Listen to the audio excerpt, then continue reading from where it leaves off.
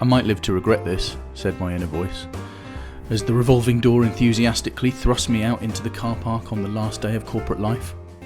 A chapter closed, epitomised by the similarity of the large glass doors catching my heel as it continued its journey between the warmth of the atrium behind me and the chill of the air outside.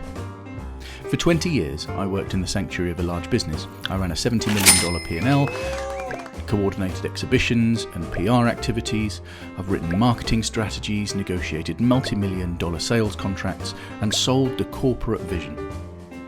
I turned left on planes, I had the expense account, the car and the kudos. I loved it. But something was wrong. Something was missing.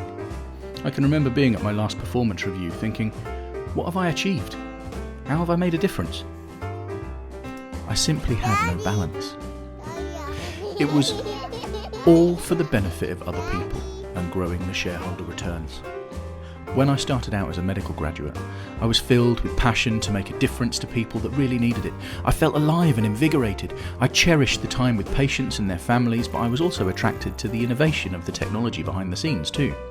As a result, I moved into the corporate setting, using my clinical skills to develop new medical equipment, and as my responsibilities increased, I studied for my MBA. I moved into sales and marketing as a way of regaining the connection between users and patients that I felt. But it was never enough. So one day I had an idea. What if I help people in a different way? What if I set up a business myself that's focused on helping businesses instead, so they can compete in a really personal way that just isn't seen by big business? So one August morning, coffee in hand, GrowthHunt was born. By the end of my first week, I'd never been so scared. Nothing prepared me for the feeling of, oh shit.